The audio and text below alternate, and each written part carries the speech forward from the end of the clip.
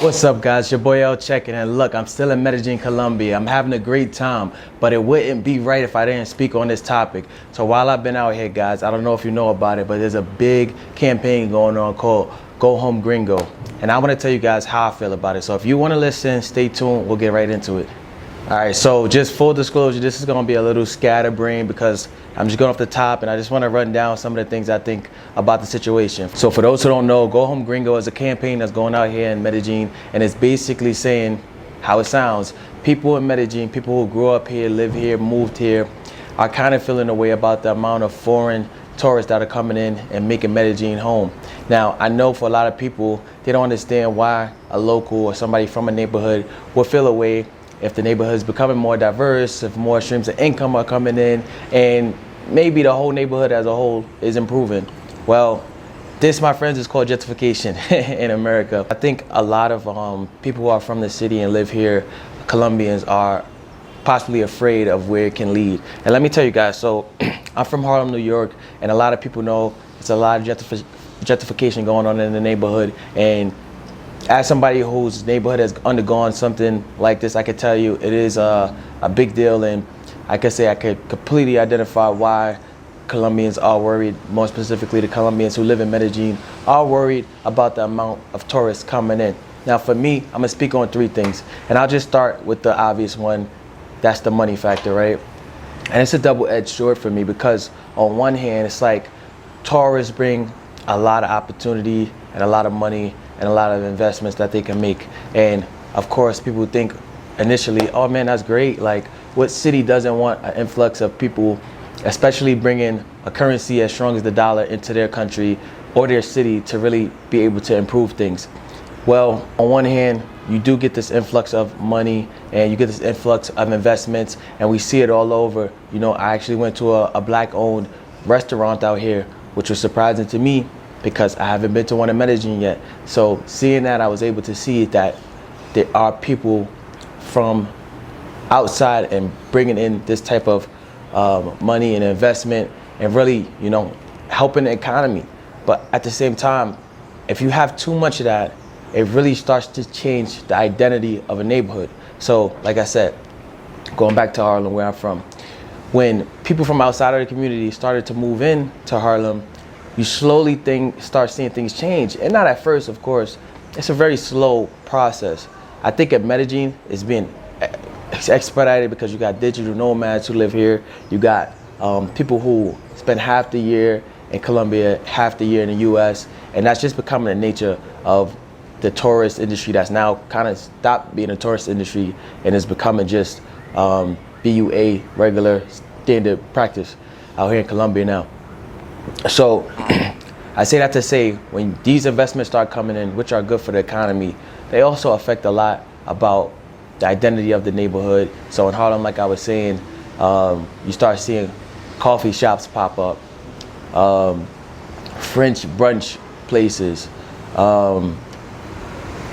ice cream shops, like things you wouldn't have seen before. And here is where it gets tricky because, like I said, it's always good to have this type of diversity and to be able to bring new things to the neighborhood, right? So you see a place like Harlem who never had a Whole Foods before, get a Whole Food, and on the surface it's like, that's great. Somebody from outside the community coming in and they're invested in healthy food, and that can't possibly hurt the neighborhood.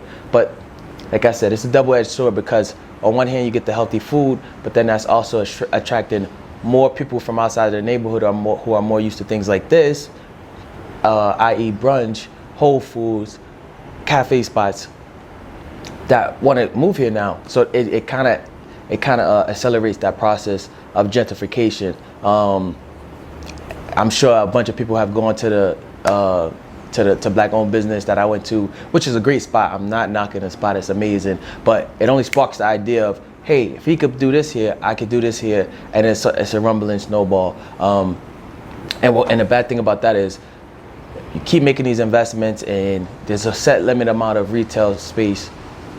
How many Americans do you think are able to invest in a company in Medellin, a place that's like super up and coming, super chic, super like hip? How many Americans you think can invest in these type of opportunities versus Colombians. And I think it really just causes a problem, because at the end of the day, the owners of these places just want them rented out. So they're not discriminating against, the two, but it's kind of like in the black community, we take a lot of pride in black-owned businesses. So imagine being a Colombian, you want to be prideful of having Colombian-owned businesses in your city. So if tourists are taking all those opportunities, then what is left for them?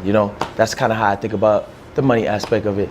Just on the flip side of that, just to be, going the other direction, a more positive direction, the investments do bring jobs. So the business I went to, there were 3 Colombians employed. I'm sure that money pays for their rent, it helps them take care of their family, and it's providing a life for them. So more businesses mean more jobs. Sorry guys, the truck want to come out of nowhere. Give me a second. But yeah, it creates more jobs for the neighborhood, which means more money in the neighborhood. And like I said, man, it's such a great area, bro, because there's so many pros and so many cons. But I think for the Colombian people in Medellin, especially those who support the movement, right? Because we got to be clear about that. Not everybody probably supports this movement. Some people probably do see the positives in a lot of tourist investments coming in, a lot of tourists coming in.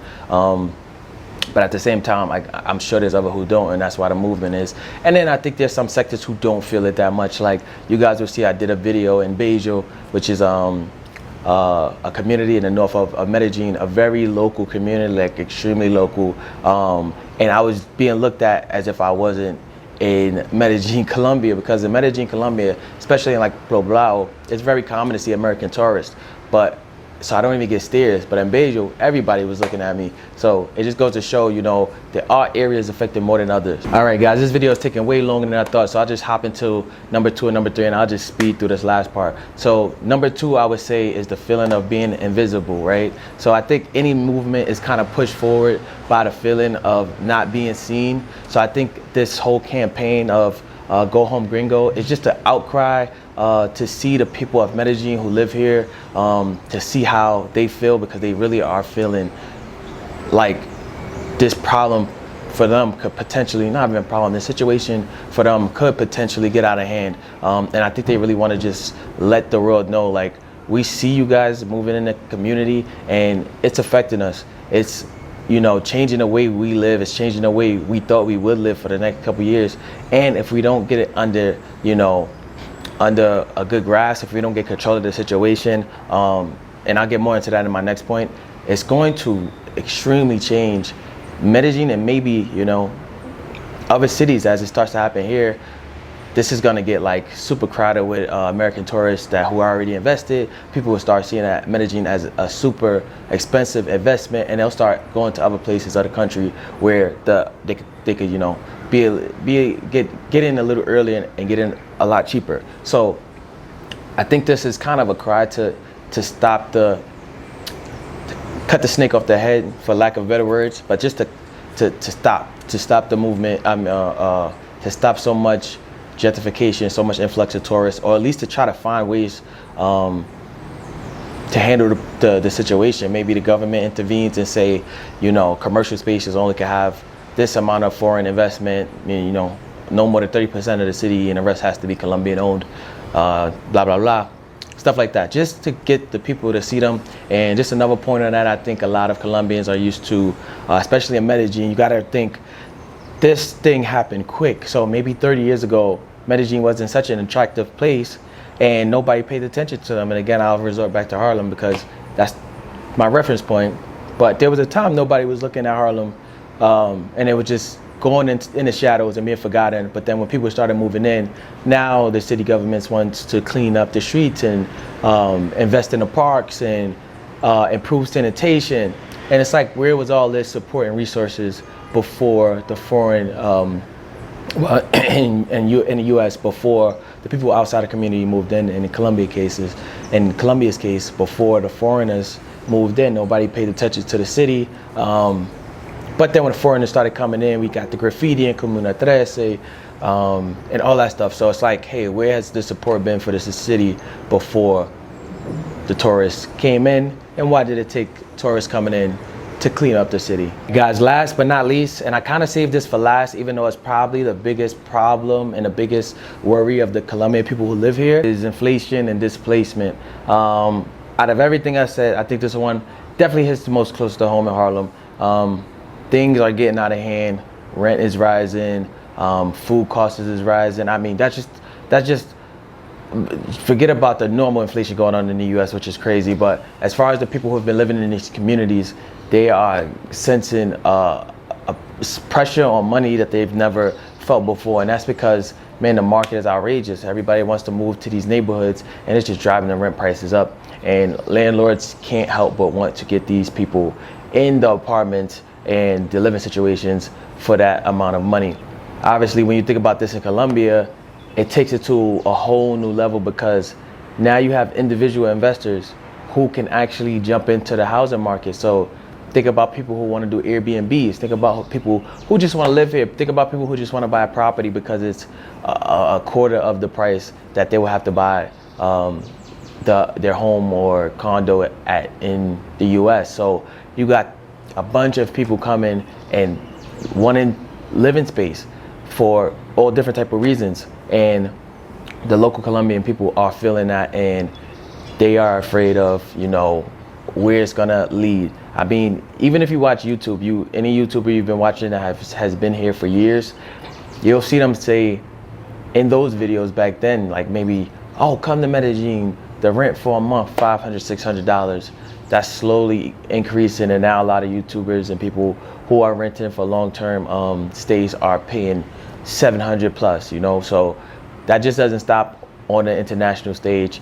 It's hurting the local people too, who want to, you know, live here. They may not even be just thinking about investments. They just want to live here and have a decent amount of rent to pay. If they want to buy a property, they don't want it to be super inflated. They just want to live in space. It doesn't stop there, of course. Like I said, you know, you see it all over the place. Prices just for normal goods are going up because, look, there's a bunch of people who can afford it now. So normal people from Colombia who probably could afford certain things before can't afford it now because of the inflation that's going on from all the money coming in and all the people who are able to buy it. And now they're kind of being just priced out the market. But I'll leave it here, man. I think this video was way longer than I expected. I hope I did not ramble too much. I'm telling you guys, this is off the dome. So I'm just jumping from things that I've been thinking about since I've been out here. Look, man, I'm going to end it here. L check-in, the dude on YouTube, not a YouTuber. Hope you guys enjoyed.